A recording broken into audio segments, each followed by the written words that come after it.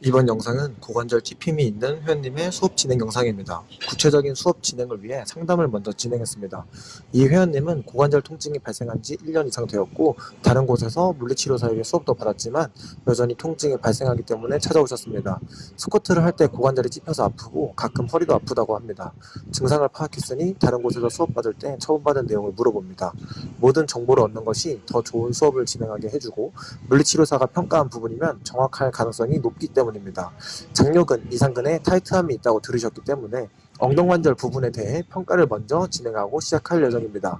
수업 진행 계획은 문제가 되는 동작을 평가하고 문제의 원인이 될 것 같은 부분을 평가한 후 문제가 되는 부분을 해결해서 실제적으로 개선이 되는지를 파악하는 순서로 진행합니다.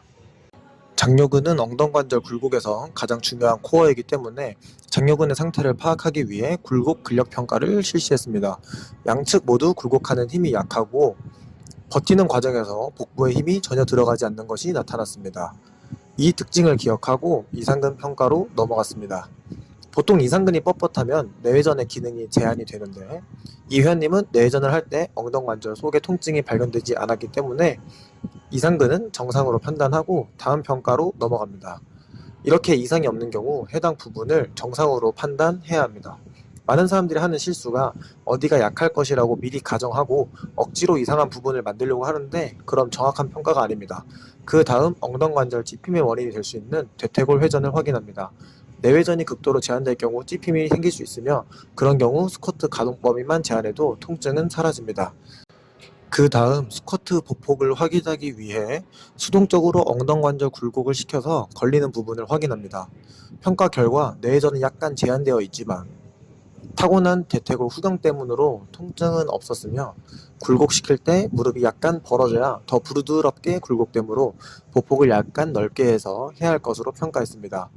그 다음 장요근의 상태를 알아보기 위해 장요근 촉지를 진행했습니다.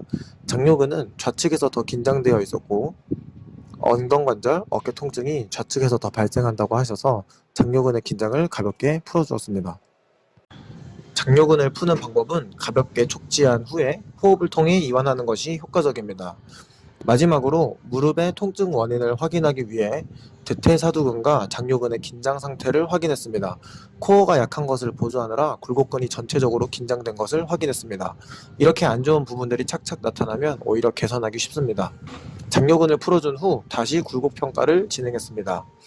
이렇게 하는 이유는 뻣뻣함이 주요 원인이었는지 확인하기 위함입니다. 개선이 없는 것을 확인했고 코어를 못 쓰는 게 문제가 되겠구나 생각되어 복행근 사용을 평가했습니다.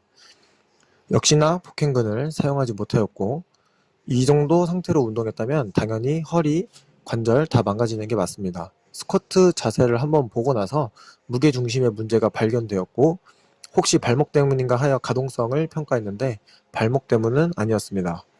그럼 결론적으로 코어 문제로 인해 굴곡을 사용하지 못해서 그렇습니다. 그래서 스쿼트 할 때 무게중심에 대한 설명을 통해 무게중심을 알려드리고 약간 앞으로 기울어진 무게중심에서 동작을 진행해야 굴곡근을 정확하게 사용할 수 있다고 알려드렸습니다. 또한 엉덩관절 찝힘이 있는 분들은 통증을 피하기 위해 과하게 외회전을 사용하여 엉덩관절을 열어주는데 이런 동작이 오히려 엉덩관절의 내외전 통제를 약하게 만들어서 하단 구간에서 찝히는 현상을 만들게 됩니다. 이렇게 동작의 원리를 이해시켜 드리는 것이 매우 중요합니다. 원리를 알고 동작하셔야 혼자서도 연습할 수 있기 때문입니다. 바벨을 맨 상태에서도 자세에 대해 피드백을 우선 진행하고 동작을 수행했습니다. 만약 큐잉만으로 동작이 완성된다면 기능적 문제가 크지 않고 단순히 동작을 잘못 알고 있어서 통증이 생긴 겁니다. 근데 동작이 생각처럼 잘 되지 않아서 보강 운동을 통해 기능을 활성시키기로 했습니다. 코어와 굴곡근의 힘으로 다리를 끌어올리도록 연습을 시키는데 이 연습을 통해 무게에 내가 짓눌리는 것이 아니라 내가 무게를 이끌면서 동작하도록 인지시킬 수 있습니다. 그 다음 밴드를 사용하여 굴곡을 힘있게 사용하도록 연습합니다. 코어가 약한 경우 동작을 반복하는 것보다 동작을 고정하고 호흡을 통해 운동하는 것이 굉장히 좋습니다. 또한 보강 운동을 진행할 때 중요한 것은 정확한 자극입니다. 니업 동작은 하복부와 대퇴직근 부분에 자극이 정확해야 올바르게 하고 있는 것입니다. 중량을 올리면서 뻣뻣한 대퇴사두근을 간단하게 스트레칭 해주었습니다. 세트 사이마다 몸이 풀리도록 스트레칭을 짧게 실시해주면 좋습니다. 코어 운동으로 굴곡을 활성시킨 것이 고중량에서도 통하는지 알아보기 위해 중량을 올리며 실시합니다. 다행히도 활성시킨 굴곡 기능이 중량을 올렸을 때도 잘 작동했습니다. 근데 자꾸 하단에서 무릎이 벌어지며 힘이 새어나가서 하단 부분에서도 계속 힘을 유지하도록 느낌을 알려주는 운동을 진행했습니다.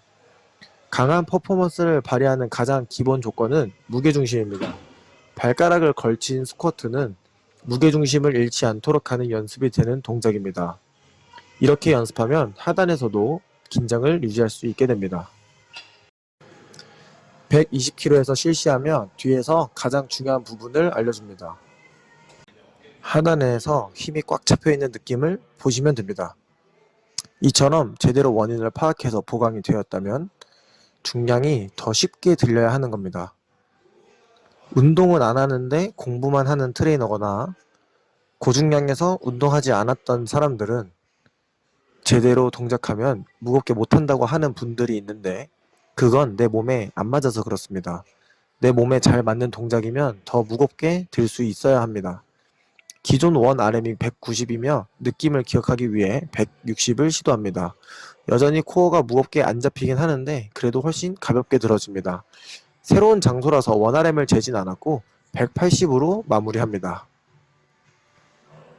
회원님이 느끼시기에도 180이 이렇게 쉽게 들린 것이 신기하다고 하셨습니다. 이제 종합적으로 보강 운동을 알려드리기 위해 데드리프트도 동작을 관찰합니다. 체중 이동이 오른쪽에 많이 실리며 왼쪽에는 못 싣는 것이 파악되었고 이 부분에 맞게 코어 운동을 진행하도록 하였습니다.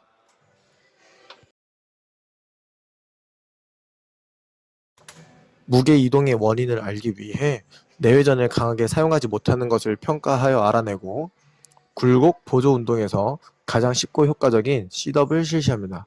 진짜 쉽고 효과가 좋으니 해보시는 것을 꼭 추천합니다.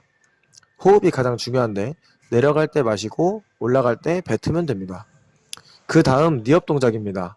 니업 동작은 굴곡 중에 골반의 안정화를 잡을 수 있고 한쪽씩 작동이 안 되는 부분을 잡을 수 있어서 효과적입니다. 무릎을 올리며 호흡을 뱉고 교차하며 호흡을 마십니다. 그 다음 무게중심에 집중하여 원레그 데드리프트를 실시합니다. 리프팅의 가장 중요한 것은 무게중심이며 무거운 무게로 실시하여 고중량에서도 통제할 수 있는 연습을 합니다. 제가 가장 좋아하는 정말 좋은 운동입니다. 이렇게 마무리 보조 운동을 알려드려서 혼자서도 관리할 수 있도록 해드립니다. 운동 고민이 있으신 분들은 댓글이나 인스타로 연락해 주시기 바랍니다.